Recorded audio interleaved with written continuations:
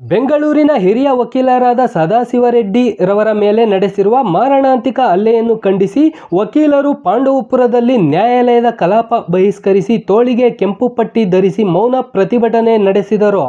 ಬಳಿಕ ತಾಲೂಕು ಆಡಳಿತ ಸೌಧಕ್ಕೆ ತೆರಳಿ ತಹಸೀಲ್ದಾರ್ ಎಸ್. ಸಂತೋಷ್ ರವರ ಮೂಲಕ ಮುಖ್ಯಮಂತ್ರಿ ಸಿದ್ದರಾಮಯ್ಯ ಅವರಿಗೆ ಮನವಿ ಪತ್ರ ಸಲ್ಲಿಸಿದರು. ಈ ವೇಳೆ ಮಾತನಾಡಿದ ಖ್ಯಾತ ವಕೀಲ ಕಣಿವೆ ಯೋಗೇಶ್, ತಾಲೂಕು ವಕೀಲರ ಸಂಘದ ಅಧ್ಯಕ್ಷ ಕೆ. ಕಾಳೇಗೌಡ, ಕಾರ್ಯದರ್ಶಿ ಕೆ.ಎನ್. ನಾಗರಾಜು ಮಾತನಾಡಿ ವಕೀಲರ ಸಂರಕ್ಷಣೆ ಕಾಯ್ದೆ ಹೊರತರಲು ಆಗ್ರಹಿಸಿದರು.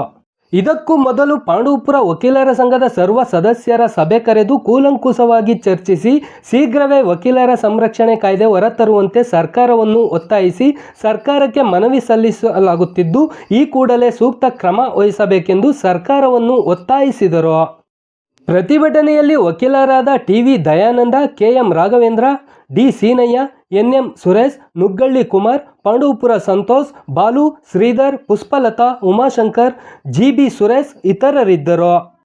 ಈ ದಿನ ರಾಜ್ಯಾದ್ಯಂತ ನಮ್ಮ ರಾಜ್ಯ ವಕೀಲರ ಪರಿಷತ್ತು ನಿರ್ದೇಶನದ ಮೇರೆಗೆ ಎಲ್ಲ ಜಿಲ್ಲಾ ವಕೀಲರ ಸಂಘಗಳು ಹಾಗೂ ತಾಲೂಕು ವಕೀಲರ ಸಂಘಗಳು ಈ ದಿನ ನಮ್ಮ ತಲತೋಳಿಗೆ ಕೆಂಪು ಪಟ್ಟಿಯನ್ನು ಕರೆಸಿ ಮೌನ ಪ್ರತಿಭಟನೆಯನ್ನು ಮಾಡಬೇಕಂತ ಹೇಳಿ ನಿರ್ದೇಶನ ನೀಡಿದ್ದಾರೆ.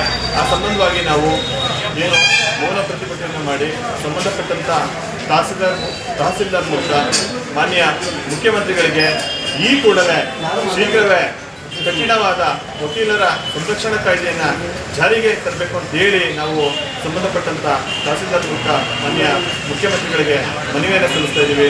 ಈ ಸಂಬಂಧ ನಮ್ಮ ವಕೀಲರ ಸಂಘದ ಅಧ್ಯಕ್ಷರಾದ ಕೆ. ಕಾಳೇಗೌಡರು ಇದನ್ನು ಕುರಿತು ಮಾತನಾಡ್ತಾರೆ.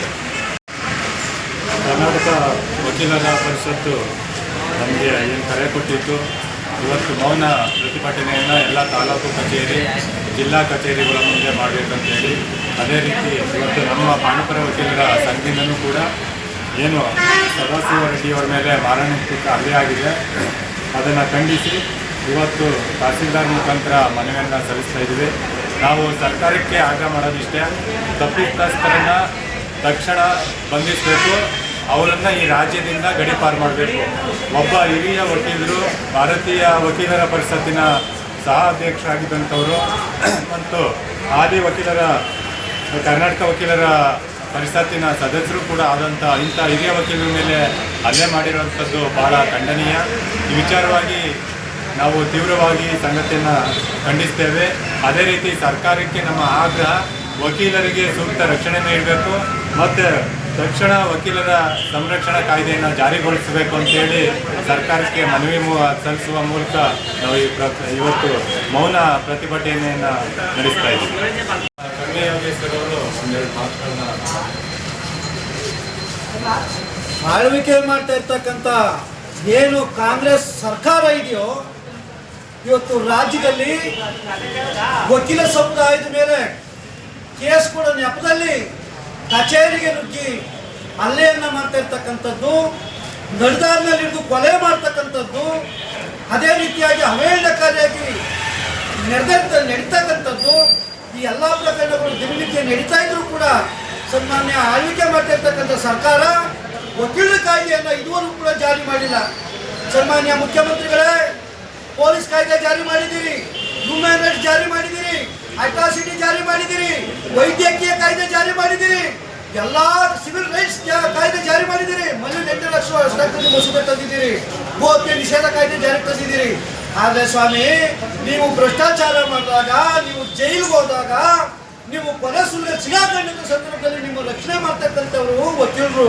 ಆ ವಕೀಲರ ಮೇಲೆ ಹಲ್ಲೆ ಆಗಿ ಇಡೀ ರಾಜ್ಯ, ಇಡೀ ರಾಷ್ಟ್ರಕ್ಕೆ ಹೆಸರುವಾಸಿಯಾಗಿರ್ತಕ್ಕಂಥ ಸನ್ಮಾನ್ಯ ವಕೀಲರ ಪರಿಷತ್ತಿನ ಮಾಜಿ ಅಧ್ಯಕ್ಷರಾಗಿರ್ತಕ್ಕಂಥ ಸದಾಶಿವರೆಡ್ಡಿ ಅವ್ರ ಮೇಲೆ ಹೋಗಿ ಕಚೇರಿ ನುಗ್ಗಿ ನೀವು ಹಲ್ಲೆ ಮಾಡಿ ಅವ್ರಿಗೆ ಕೊಲೆ ಅಂತ ನೀವು ಮಾಡ್ತೀರಿ ಅಂತಂದ್ರೆ, ಇದುವರೆಗೂ ಅವ್ರನ್ನ ಬಂಧಿಸಿಲ್ಲ ಅಂತಂದ್ರೆ ಎಂಥ ನೀತಿಗಟ್ಟ ಆಳ್ವಿಕೆಯನ್ನು ನೀವು ಮಾಡ್ತಾ ಇದ್ದೀರಿ.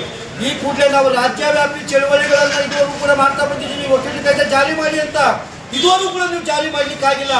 ಆದ್ದರಿಂದ ಏನು ನಮ್ಮ ಸದಾಶಿವರೆಡ್ಡಿ ಅವರು ಹಿರಿಯ ವಕೀಲರ ಮೇಲೆ ಹಲ್ಲೆ ಆಗಿದೆಯೋ, ಇವತ್ತು 21ನೇ ತಾರೀಕು ಇಡೀ ರಾಜ್ಯವ್ಯಾಪಿ ಮೌನ ಪ್ರತಿಭಟನೆಯನ್ನ ನಮ್ಮ ವಕೀಲರ ಸಂಘದ ನೇತೃತ್ವದಲ್ಲಿ ನಡೀತಾ ಇರೋದ್ರಿಂದ ಈ ಕೂಡಲೇ ಅವ್ರನ್ನ ಗಡೀಪಾರು ಮಾಡಬೇಕು, ಆ ಹಲ್ಲೆ ಮಾಡಿರ್ತಕ್ಕಂಥವ್ರನ್ನ ಬಂಧಿಸಬೇಕು, ಅವರಿಗೆ ಗೂಂಡಾ ಕಾಯ್ದೆ ಜಾರಿಗೆ ತರಬೇಕು.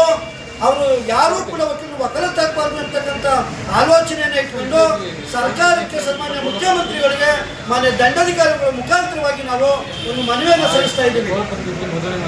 ಹಾಲಿ ಭಾರತೀಯ ವಕೀಲರ ಪರಿಷತ್ತಿನ ಸದಸ್ಯರಾದಂಥ ಹಿರಿಯ ಸದಸ್ಯರ ಮೇಲೆ ಅವರ ಕಚೇರಿಗೆ ನುಗ್ಗಿ ಕೆಲವು ಏನು ಗೂಂಡಾಗಳು ಅಂತಲೇ ಹೇಳ್ಬೋದು, ಅವ್ರ ಮೇಲೆ ಏಕಾಏಕಿ ಹಲ್ಲೆ ಮಾಡಿ ಮಾರಣಾಂತಿಕ ಹಲ್ಲೆಯನ್ನು ಮಾಡಿದ್ದಾರೆ.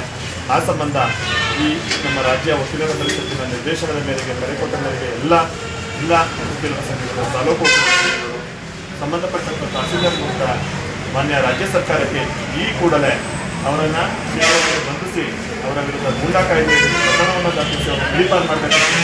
ಹಾಗೆ ಸಂಬಂಧಪಟ್ಟಂತೆ ಎಲ್ಲ ಕಾಯ್ದೆಗಳು ಆಯಾ ವ್ಯಕ್ತಿ ವಿರುದ್ಧವಾಗಿ ಮಾಡಿದ್ದಾರೆ. ಈ ಸಂಬಂಧಪಟ್ಟ ವಕೀಲರು ತುಂಬ ಬಹುದಿನಗಳ ಬೇಡಿಕೆ, ಹಲವಾರು ದಿನಗಳಿಂದ ವಕೀಲರ ಸಂರಕ್ಷಣೆ ಕಾಯ್ದೆಯನ್ನು ಜಾರಿಗೆ ತರಬೇಕು, ಕಠಿಣವಾದ ಸಮಗ್ರ ಸಂರಕ್ಷಣಾ ಕಾಯ್ದೆಯನ್ನು ತರಬೇಕು ಅಂತ ಹೇಳಿ ಪದೇ ಪದೇ ನಾವು ಪ್ರತಿಭಟನೆ ಮಾಡಿದ್ರು ಕೂಡ ರಾಜ್ಯ ಸರ್ಕಾರ ಯಾವುದೇ ಒಂದು ಕ್ರಮವನ್ನು ವಹಿಸಿದಾಗ ಈ ಸಂಬಂಧಪಟ್ಟ ಈ ಕೂಡಲೇ ಶೀಘ್ರವಾಗಿ ಕಠಿಣವಾದ ವಕೀಲರ ಸಂರಕ್ಷಣಾ ಕಾಯ್ದೆಯನ್ನು ಜಾರಿಗೆ ತರಬೇಕಂತೇಳಿ ತಮ್ಮ ಮೂಲಕ ಮಾನ್ಯ ಮುಖ್ಯಮಂತ್ರಿಗಳಿಗೆ ಮನವಿಯನ್ನು ಸಲ್ಲಿಸ್ತಾ ಇದ್ದೀವಿ.